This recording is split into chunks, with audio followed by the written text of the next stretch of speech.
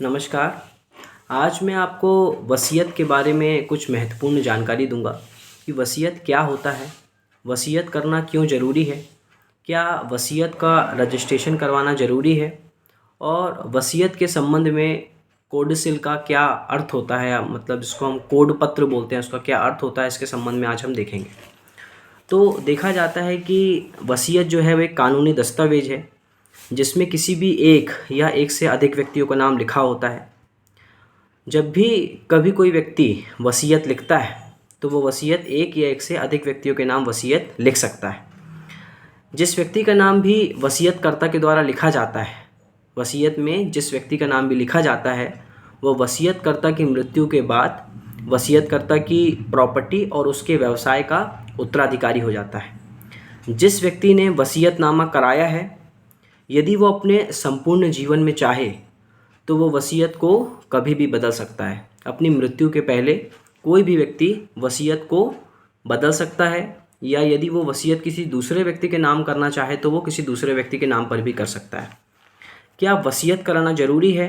तो ऐसा देखा जाता है कि वसीयत एक बहुत ही महत्वपूर्ण काम होता है। यदि किसी भी व्यक्ति को इस तरीके की शंका लग रही है कि उसकी जो है वो मृत्यु नज़दीक है, तो उसे सबसे पहला काम जो है वो अपनी प्रॉपर्टी का बंदोबस्त करना चाहिए, वसीयत लिखना चाहिए। क्योंकि दस्तावेज हमेशा व्यक्ति की मृत्यु के बाद जो वसीयती दस्तावेज होता है वो उसकी मृत्यु के बाद उसके द्वारा जो छोड़ी गई संपत्ति है उसका एक विधिक बंदोबस्त होता है कि उसके मरने के बाद प्रॉपर्टी किसको मिलेगी। इससे फ़ायदा क्या होता है कि संतानों के बीच में झगड़ा नहीं होता, क्योंकि सबको उनकी प्रॉपर्टी मिल जाती है। साथ ही साथ अगर एक व्यक्ति अपने धन को या कोई व्यक्ति अपनी संपत्ति को एक से अधिक व्यक्ति को देना चाहता है या किसी बाहर वाले व्यक्ति को देना चाहता है अपनी संपत्ति, तो वसीयत जो है एक बहुत ही महत्वपूर्ण साधन माना जाता है। वसीयत कौन कर सकता है? तो कोई भी व्यक्ति जिसके पास धन है, संपत्ति है, वह वसीयत कर सकते हैं। लेकिन ये ज़रूरी है कि जो भी व्यक्ति वसीयत कर रहा है वो स्वस्थ चित्त हो, है ना, दिमागी रूप से तंदुरुस्त हो, है ना। एक अंधा और बहरा व्यक्ति भी वसीयत कर सकता है अगर वह अपने काम के परिणामों को और कानूनी परिणामों को समझने में सक्षम है। सामान्य रूप से देखा जाता है कि एक पागल आदमी भी वसीयत कर सकता है, लेकिन तब पागल आदमी वसीयत तब कर सकता है जब वो बौद्धिक रूप से सक्षम हो, वो वसीयत में कौन सी प्रॉपर्टी दे रहा है, कौन सा ट्रांजैक्शन कर रहा है, इस चीज़ का उसको ज्ञान हो। जो प्रॉपर्टी उसके कब्जे बस में ना हो, जो प्रॉपर्टी उसके मालिकाना हक में हो, ऐसी प्रॉपर्टी वो अपने स्वस्थ चित्त अवस्था में वसीयत तैयार कर सकता है। क्या वसीयत का पंजीकरण कराना ज़रूरी है? तो वसीयत को आमतौर पर देखा जाता है कि उसका रजिस्ट्रेशन ज़रूरी नहीं है, लेकिन अपनी सहूलियत के लिए वसीयत का रजिस्ट्रेशन करवा लेना चाहिए। वसीयत को एक सादे कागज़ में भी तैयार किया जा सकता है, लेकिन उसकी वास्तविकता पर संदेह से बचने के लिए या उसकी वास्तविकता पर संदेह ना हो, इसलिए वसीयत को रजिस्टर करवा लेना चाहिए। अगर एक व्यक्ति ने अपनी वसीयत को रजिस्टर करवाना चाहता है तो उसे गवाहों के साथ, जो उसके गवाह होंगे, जो वसीयत के अंतर्गत जो गवाह होते हैं उनकी आयु लगभग 18 साल से ज़्यादा की होनी चाहिए या फिर वो वयस्क होने चाहिए। साथ ही साथ जो भी व्यक्ति वसीयत को रजिस्टर करवाना चाहता है तो उसे गवाहों के साथ सब रजिस्टर के कार्यालय में जाना होगा। जो सब रजिस्ट्रार का कार्यालय है वहाँ पे जाएगा, वहाँ पर वो अपने वसीयत को रजिस्टर करवाएगा। हर ज़िले का अपना एक सब रजिस्ट्रार होता है जहाँ पर क्या होता है, वसीयत का लेखा जोखा रखा जाता है। वसीयत कितने तरह की होती है? तो देखा जाता है कि वसीयत मुख्यतः दो तरीके की होती है। एक होती है विशेषाधिकृत युक्त, एक होती है बिना विशेषाधिकृत युक्त।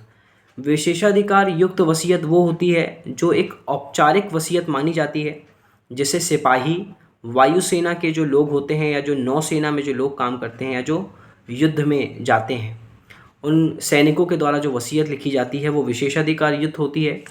इनके अलावा जो भी वसीयत लिखी जाती है वो बिना विशेषाधिकृत युक्त वसीयत समझी जाती है। वसीयत लिखित भी हो सकती है, मौखिक भी हो सकती है। कोई कोई व्यक्ति क्या होता है, यदि वो युद्ध लड़ने जाता है तो वह अल्प समय के लिए भी वसीयत को लिख सकता है। तो वसीयत कितनी सुरक्षित है इस संबंध में देखें हम तो भारतीय पंजीकरण अधिनियम 1908 में यह बताया गया है कि वसीयतकर्ता का नाम, जो वसीयत होती है उसमें वसीयतकर्ता का नाम या उसके एजेंट का नाम जो है वो दिया हुआ होना चाहिए। वसीयत जो होती है वो रजिस्ट्रार के ऑफिस में सीलबंद लिफाफे के माध्यम से क्या होती है, वो रजिस्ट्रार के ऑफिस में सुरक्षित रखी जाती है। यदि वसीयतकर्ता वसीयत लिखने के बाद किसी कारण से यदि वो विवाह करता है तो विवाह करने के बाद उसकी वसीयत निरस्त हो जाती है। वो जितने बार भी विवाह करेगा उसके बाद उसकी वसीयत जो है वो प्रभाव में नहीं रहेगी। साथ ही साथ यदि व्यक्ति ने एक प्रॉपर्टी की एक से ज़्यादा वसीयत किया है तो उसकी वो वसीयत वैलिड मानी जाएगी जो उसने मृत्यु के तत्काल पहले किया हो। मृत्यु के तत्काल पहले की गई वसीयत जो होती है वही वैलिड मानी जाती है। आमतौर पर ऐसा देखा जाता है कि वसीयत में कोई स्टाम्प पेपर की आवश्यकता नहीं होती, केवल गवाह होने चाहिए जो वयस्क हों, 18 साल से ज़्यादा के हों। जब वसीयत किया जाता है तो उसमें वसीयतकर्ता के हस्ताक्षर और जो गवाह होते हैं, सक्षम गवाह, उनके भी हस्ताक्षर होते हैं। जैसे ही वसीयतकर्ता की मृत्यु होती है तो उसकी मृत्यु के बाद परिवार का कोई भी सदस्य अदालत जाकर वसीयत का प्रोबेट ले सकता है। वसीयत का प्रोबेट मतलब आप समझ लीजिए एक प्रमाणित प्रतिलिपि होती है वो वसीयत की, ठीक है। यह वसीयत की एक प्रमाणित प्रति है। अदालत जब देखता है कि उत्तराधिकारियों के बीच में कोई भी विवाद नहीं है, उत्तराधिकारियों के बीच में कोई भी आपत्ति नहीं है या किसी को कोई प्रॉब्लम नहीं है, तो फिर वो वसीयत का प्रोबेट दे देते हैं। साथ ही साथ यहाँ पर एक कोडसिल की भी बात आती है जिसको हम आमतौर पर कोड पत्र कहते हैं। यदि किसी कारण से आप वसीयत बनाने के बाद यदि उसमें आपको सुधार करना चाहते हैं, तो वसीयत में सुधार करना चाहते हैं, वसीयत में कुछ परिवर्तन करना चाहते हैं, कुछ बदलना चाहते हैं, तो ऐसी कंडीशन में पूरी वसीयत को बदलने की ज़रूरत नहीं है। आप केवल कोड पत्र के माध्यम से क्या कर सकते हैं, वसीयत में सुधार कर सकते हैं। जैसे फॉर एग्ज़ाम्पल मतलब आप पूरा वसीयत ना बनाकर आप कोड पत्र बना दीजिए, कोड पत्र बनाकर आप सुधार कर सकते हैं। जैसे वसीयत बनाने के बाद यदि वसीयतकर्ता को लगता है कि वह वसीयत में कुछ संपत्ति जो है वो मंदिर के रूप में देना चाहता है, अन्य धार्मिक संस्था को देना चाहता है, अस्पताल के लिए या पाठशाला बनवाने के लिए देना चाहता है, तो फिर पूरी वसीयत में परिवर्तन करने की ज़रूरत नहीं है। आप उस वसीयत का कोड पत्र लिख दीजिए, उसके माध्यम से उसमें सुधार हो सकता है। तो ये थी वसीयत के बारे में कुछ महत्वपूर्ण जानकारी। धन्यवाद।